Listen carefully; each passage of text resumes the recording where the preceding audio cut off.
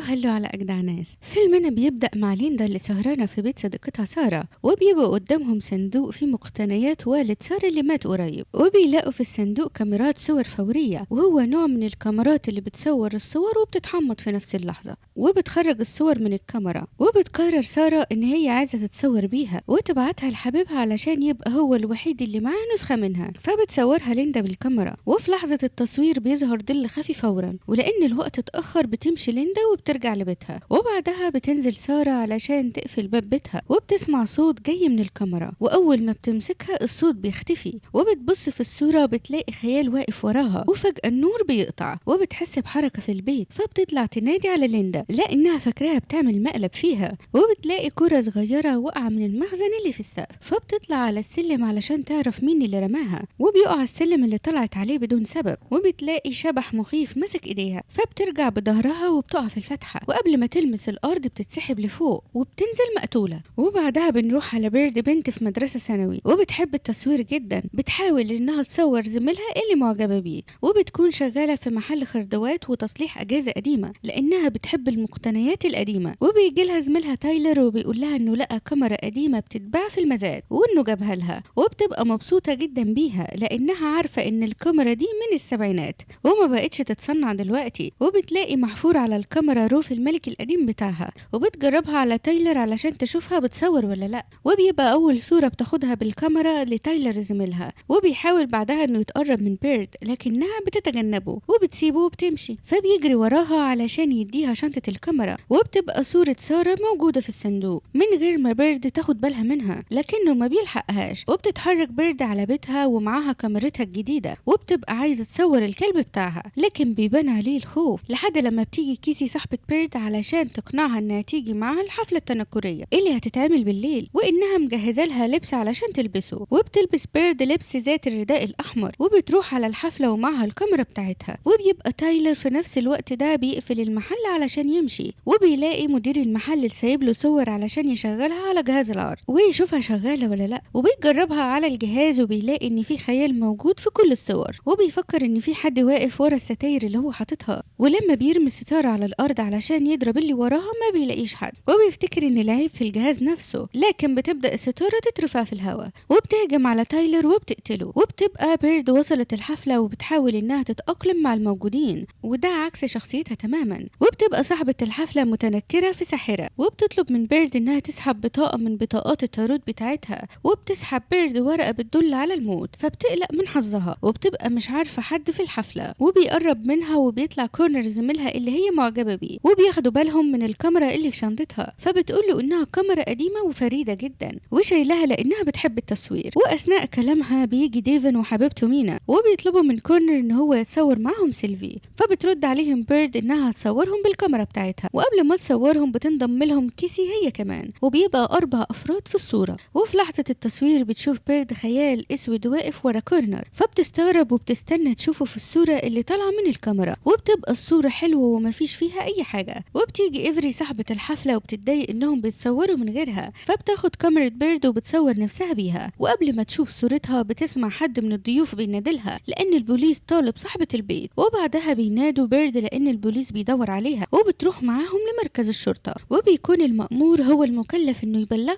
بموت زميلها تايلر اللي شغال معاها في المحل، ولو كانت تعرف أي حد بيكره تايلر أو عنده عداوة معاه تبلغه فورا. وبتيجي والدتها علشان تاخد بيرد وهي بتعيط بسبب موت زميلها، وبتفضل حزينة على موته وهي في اوضتها، وبتاخد بالها ان الخيال اللي كان في صورة تايلر اختفى واتنقل لصورة ايفري، فبتفكر انها تتصل بيها علشان تطمن عليها، لكن بتشوف ان الموضوع مش مستاهل وبتنام. وبتبقى ايفري في بيتها بتشيل كل حاجة خاصة بالحفلة وبتنزلها لبدروم البيت، بتحس بخطوات في بيتها، فبتطلع تدور على اللي لسه موجود في بيتها مع ان الحفلة خلاص خلصت، وبتكون حاطة تمثالين عند الشباك في الضلمة، لكن بتلاقيهم بقوا 3 تماثيل. وفجأة شبح مخيف بيجري ناحيتها وبتحاول انها تهرب منه، لكن بتدخل في كشاف بيتها وبتقع على الارض وبيهجم عليها الشبح وبيقتلها. وبتصحى بيرد تاني يوم علشان تروح مدرستها، فبتلاقي كيسي اتصلت عليها علشان تبلغها بخبر موت ايفري لانها وقعت على سلالم البدروم بتاعها، فبتجري بيرد على الصور وبتلاقي فعلا ان الخيال اختفى من صورة ايفري وانه اتنقل على الصورة الجماعية بتاعت اصحابها، وبقى واقف ورا كورنر، وبتفهم ان الكاميرا هي السبب.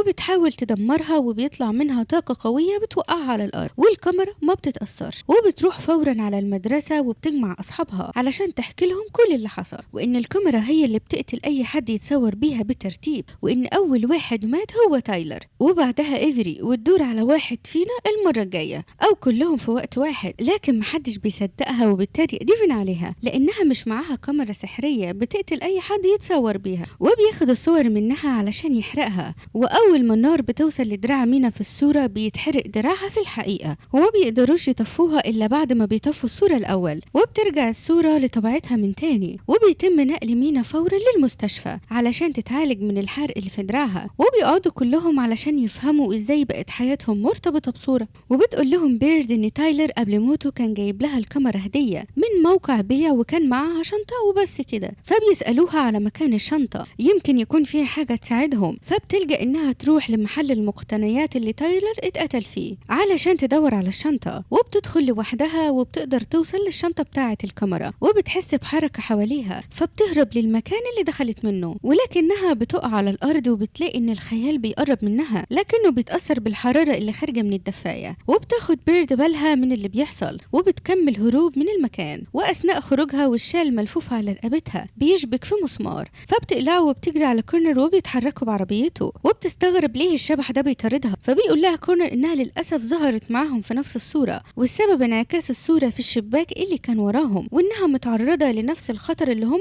متعرضين له. وبتتصل فورا بديفن علشان تبلغه باللي بيحصل، وبيكون سايب الموبايل بتاعه في أوضة مينا، فبترد عليها بيرد وبتبلغها باللي شافته علشان ما يبقوش لوحدهم أبدا. ولما بتقفل مينا التليفون بيظهر الشبح قدامها وبيقتلها، وبيرجع ديفن من تاني علشان يطمن عليها وبيلاقيها مشنوقة قدامه وبيبان انه انتحار. وبتبقى بيرد وكورنر وصلوا المستشفى وبيعرفوا اللي حصل، وبيتخانق ديفن مع بيرد لان هي السبب في كل اللي بيحصل لهم والكاميرا بتاعتها هي، فبتعيط بيرد وبتروح مكان تقعد فيه لوحدها، فبيجي لها كورنر علشان يقول لها ان الذنب مش ذنبها، ولكنها بتقول له ان دايما هي السبب، حتى في موت والدها كانت هي السبب لانها خلته ياخدها لطريق معين علشان يوديها الحفله اللي كانت عايزه تروحها، وحصل لهم حادثه بسبب انهم اخدوا الطريق ده ومات ابوها بسببها، وانه لو كان موجود دلوقتي معاها اكيد كان هيدور على سبب للي بيحصل. وبتقرر ان مفيش وقت للعياط دلوقتي، وبتقلب شنطة الكاميرا علشان تشوف كل اللي فيها، وبتلاقي ورقة في الشنطة من الكاميرا كانت دليل على جريمة قتل حصلت سنة 1974، فبيدوروا في أرشيف المدينة على أي خبر لجريمة قتل انتشرت في الوقت ده،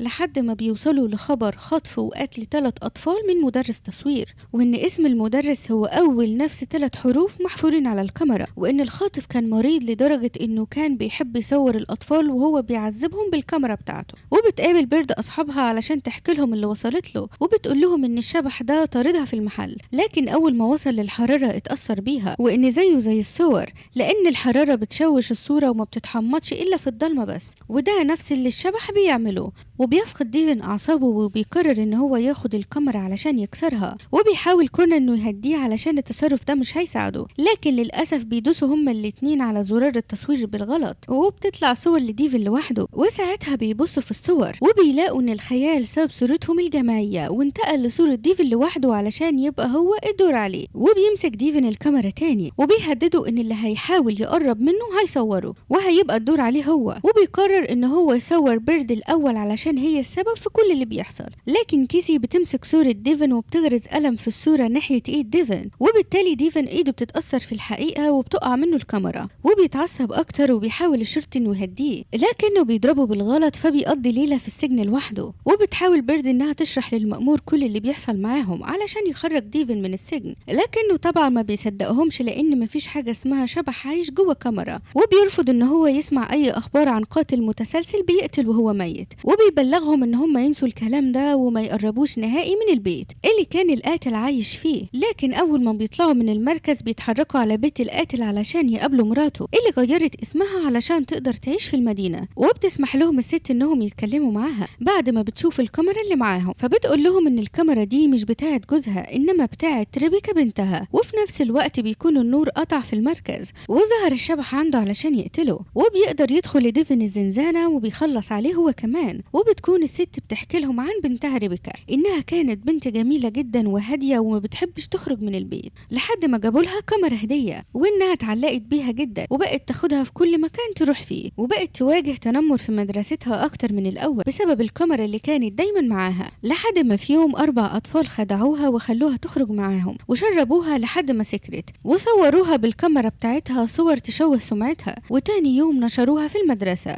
وكان السبب في إنها انتحرت وأنهت حياتها، لحد ما الصور وصلت لوالدها مدرس التصوير وخلاهم يتعذبوا وصورهم، لحد ما الشرطة هجمت عليه في معمل المدرسة وضربته بالنار، فوقع في حوض التحميض مع الكاميرا واتكهرب لحد ما مات وهو ماسك الكاميرا في ايده، وبتديلهم صورة الطالب اللي ما ماتش، وبياخدوا الصورة علشان يروحوا أرشيف المدرسة ويعرفوا مين الطالب اللي فاضل، وبموته الشبح مش هيكمل قتل، وبيكتشفوا ان الرابع هو المأمور، والمأمور هو اللي طلب منهم انهم يبعدوا عن بيت القاتل، وبيتفاجئوا ان المأمور نفسه بيراقبهم وواقف وراهم ومعاكس اللي كانت بتأمن لهم الطريق من بره، وبيقول لهم انهم اقتحموا المدرسة وممكن انه يحبسهم، فبياخد كورنر الكاميرا بسرعة علشان يصور المأمور وينهي جرائم القتل اللي بتحصل لهم، وبيقول لهم المأمور ان القصة كلها كده وان ابو ريبيكا هو اللي كان مريض نفسي، ولما عرفوا حاولوا انهم ينقذوها ويقدموا الصور للشرطة، لكن ساعتها ابوها شافهم وقرر ان هو لازم يقتلهم قبل ما سره يتفضح، وقتل 3 منهم وكان هو الرابع اللي الشرطة انقذته قبل ما يتقتل من ابو ريبيكا، لكن ريبيكا ما قدرتش تعيش بذنب انها السبب في موت اصحابها وانتحرت، ولو مش مصدقين كلامه يدوروا في الارشيف هيلاقوا ان تاريخ انتحار ريبيكا كان بعد موت ال3 اطفال مش قبله، وبعد ما بيخلص كلامه بيبدأ نور المدرسة يطفي بسبب ان الشبح قرب، لان كورنر كان خلاص صور المأمور بالكاميرا، وبيجي الشبح وبيمسك الصورة وبيقطعها نصين، وبالتالي المأمور بيتقسم نصين قدامهم وبيموت، وبيكمل الشبح مطاردة ليهم، فبتهرب بيرد وكيسي ناحية الحمام وبتشغل المية السخنة علشان البخار يمنع الشبح من لمسهم، وبينجحوا فعلا انهم يخلوه يسيبهم مؤقتا، وبتخرج بيرد علشان تدور على كورنر وبتقول له ان جالها فكرة بس لازم يبقى معاهم الكاميرا، وبيروحوا ياخدوها من على الارض، وبتخلي الشبح يطاردها لحد معمل تحميض المدرسة، وبيمسكها الشبح علشان يقتلها لكنها بتصوره، وفجأة بتولع في الصورة وبتقدر انها تقتله لحد ما بيختفي من قدامها، وبتروح بيرد علشان تطمن على كورنر وكيسي ان هما كويسين، وبعدها بترمي الكاميرا في المية وبتتخلص منها للأبد. ولحد هنا خلص فيلمنا، ولو عجبكم فيلمنا ما تنسوش تشتركوا عندنا، وسلام.